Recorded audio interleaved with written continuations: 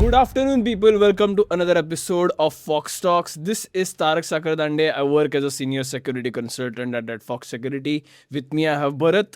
So, Bharath, could you please introduce yourself to the audience? Hi everyone, myself Bharat. I am a security consultant at Redfox Security, and I also am an instructor at academy.redfox.com.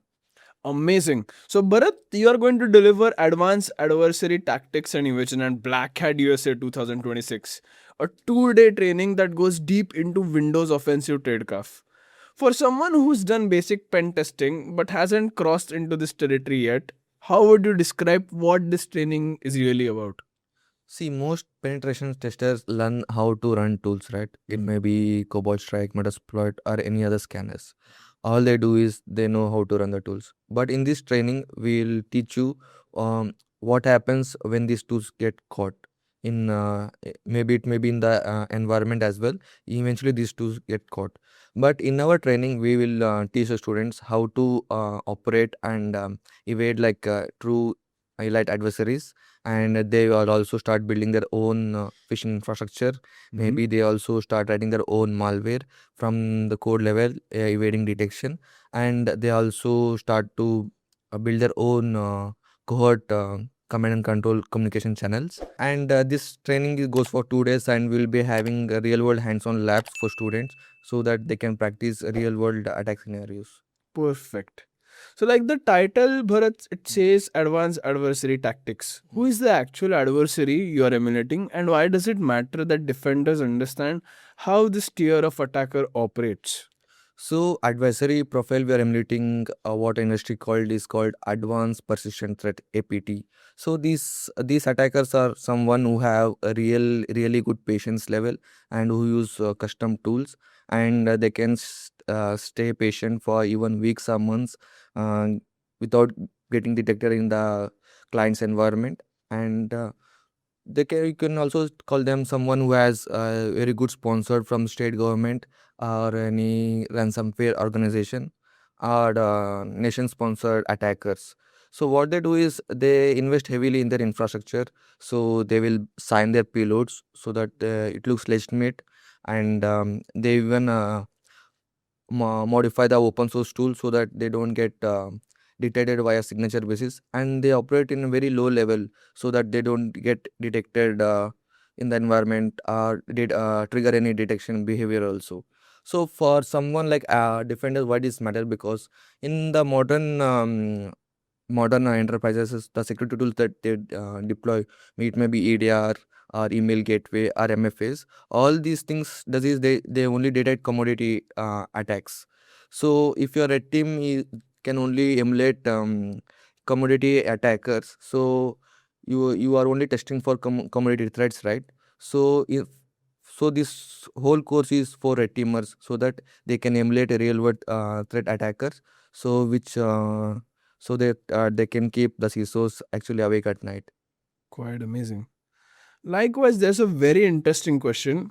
So, a day one opens with phishing, which some people might think is too basic for a black hat advanced training. But you cover it at a level most people have never seen. What does advanced phishing tradecraft actually look like in the year 2026? So we start with the phishing because it's not simple, but phishing is a very dominant initial access vector in real breaches as well. So phishing, if it's done well, it will be devastating and very hard to stop. So in our training course, we'll be going to teach how to set up your own domain, DNS record, and your DKIM and SPF records as well. So we'll be also looking into how you can modify your domain so that your outbound emails are reaching into your victims without getting flagged, and also your domain reputation also. You will teach you how to manage your domain reputation so that your emails doesn't end up in your victims spam folder as well. So we'll be going to use GoFish as our phishing campaign management tool, and we'll be using Evil Jinx as our advisory in the middle framework. So Okay. the Evil Jinx part is that is where it get interesting for the student. So what this Evil Jinx does is it will act as a authentication proxy. It sits between the victim and the browser.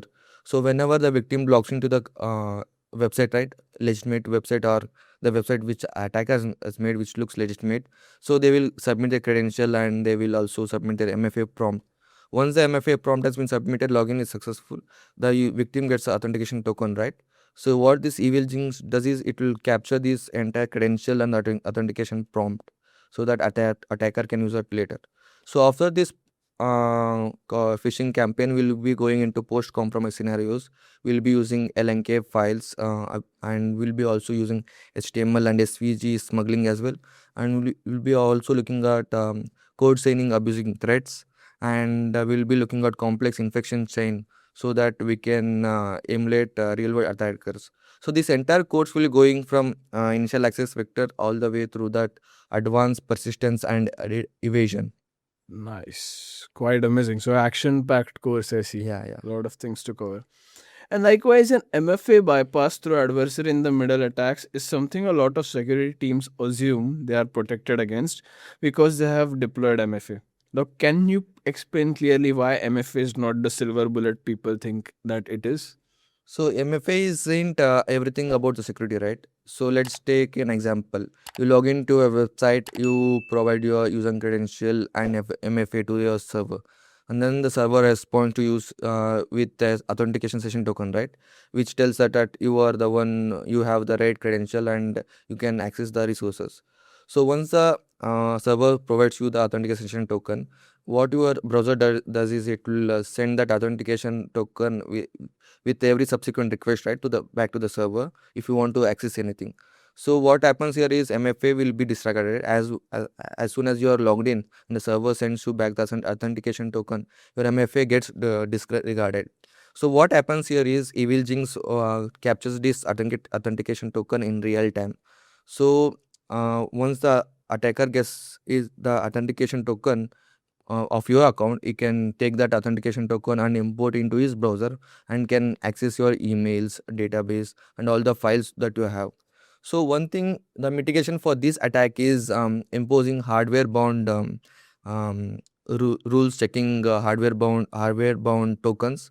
So the specific code token should be connected for this specific hardware, like maybe your laptop or your mobile. And the next one will be conditional access and checking from where the originating IP is coming from. So implementing MFA is not the only thing you have to do. You have to implement other things as well, so that your people will be your employees will be protected. It is really great to hear from your side, Bharat. You cover custom malware development using the Windows native API and direct and indirect syscalls. For listeners who don't live in this world, what's the difference between a standard malware and what you are teaching? And again, why does it matter for Evasion? So let's take an example. In a Windows environment, basically you open any application. What it does is, it if you open a file, it will go through an Win32 API which is present in the Windows. So it is an high level layer of Microsoft which provides for building application. So whenever you open a file, or whenever you, let's take an example, you try to store some memory in other process, you try to access other process memory. So what happens here is you will call a Win32 API function called virtual allocx. So this EDR is there, right? This EDR will knows these API calls, Win32 API calls at the user level. So this EDR will hook every functions in the Win32 API, and whenever something is get called, EDR will actually see it and decide whether it's a good behavior, bad behavior, and then it flags it. So that was a Win32 API. Next one, we have a native API called NT API. So this NT API sits below the Win32 API.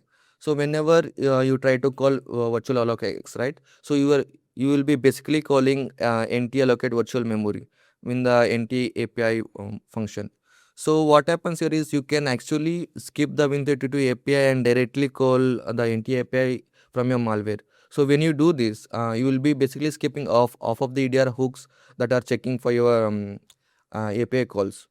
Next one, we have direct syscall. The direct syscall, it is a bit sophisticated. Instead of making any API calls, you will be directly invoking the operating system kernel service table. So using the raw syscall numbers. So whether the EDR has hooks in the NT API or in the API doesn't matter here, as long as they can't see the syscall. The fourth one, we have indirect syscall. Indirect syscall is a bit more complex as well. So in indirect syscall, what happens is The indirect syscall will route the syscall instruction which you have done through legitimate Windows library memory, so that you can't get back to the originating place where the syscall was actually being triggered from.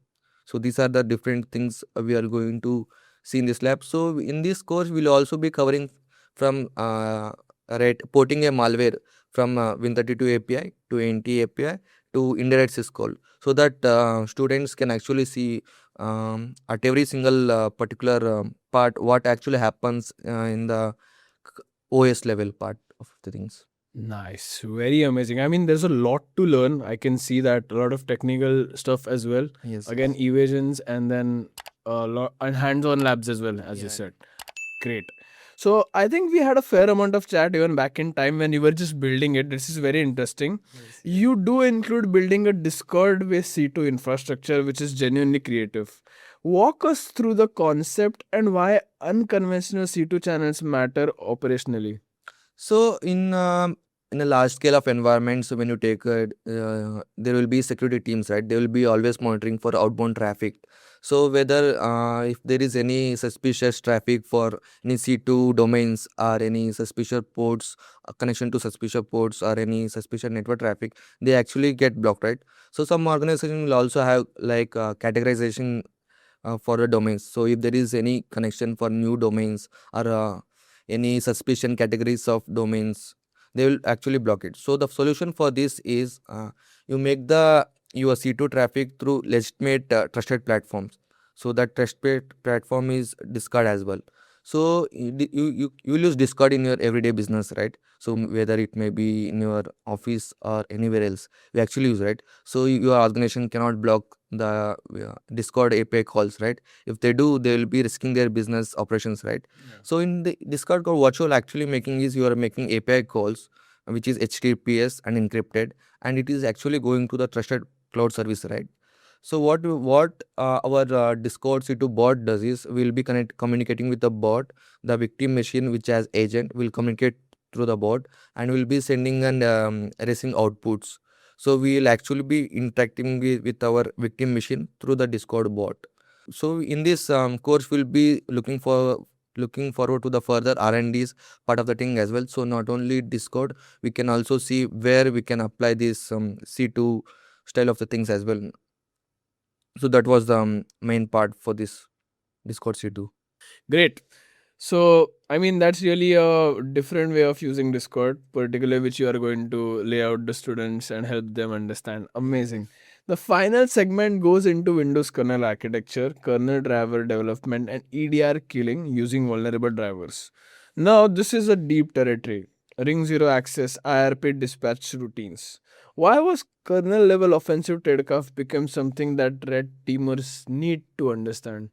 So as I already told you, EDAs are actually monitoring you, right? So EDAs were monitoring in the user level space. Now they have gone and one step deeper as well. They are now operating in the kernel level space of the things as well. So EDRs can now have access to the kernel level of the Windows. So they will get immediate notification callback from the Windows as soon as you open a file, you create an image, or you make some network connection. EDR sees everything. Everything goes to the EDR's part of the thing. So what happens here is EDR will launch a kernel driver that which will sit in at the bottommost part of the Windows level architecture. So they will absorb everything. So here attackers have to up the game as well, right? So they have to go as deep as the EDR as well to obviously bypass them. So what happened here is there's here what the technique called bring your own vulnerable driver BYOVD actually takes place. So attackers takes a kernel driver which is digitally signed and which also has a known kernel level exploits as well. So they launch it into the victim machine. The kernel driver loads into the kernel, and now they basically have kernel code execution. So they can either modify or manipulate EDR driver entirely. So that's why it's one of the most sophisticated technique that usually you need to know as a red teamer. In this course, we'll be looking into writing our own Windows kernel level driver from scratch. We'll be also looking how user mode and kernel mode communicate with each other, and we'll be also looking the part where we'll be actually going to kill EDR service by launching our own kernel drivers into a very well known EDR service, which I would like to discuss right now. So that was the thing. Great. So it was really amazing having you on the podcast as always. I mean, there were a lot of questions which you answered in the best way possible, covering all of these things like hands on labs, vulnerable drivers, phishing, and a lot more. So, Bharat, before I would like to close the podcast, is there any closing remarks from your side? Yes, I would like to tell that we are coming to Black Hat USA this August. So I would like to request anyone who are interested in this training, do sign up for our course or training in blackhat.com. Perfect. So, in case even as he rightly said, in case there are certain technical terms that you fell short of, that's completely understandable. You can always go and check out the course that and the training that we are going to provide at Black Hat, and you'll get a fair amount of idea of the syllabus that Bharat is also going to cover. And in case that being said, if you don't know about what we do at Redfox Security, at Redfox Security provide end-to-end client penetration tests ranging in fields like Active Directory, web application, mobile application, hardware, and a lot more. If you want to know about the services part, go on https://redfoxsec.com. If you want to know more about the academic content and courses, boot camps, all of these are available on our academy page, which is academy.redfoxsec.com, where we push educational content and make curious learners learn new stuff that is coming in cybersecurity along with blogs. And again, as always, you can always check out our YouTube channel, which is Redfox Security. And that being said, I will see you in the next one as always.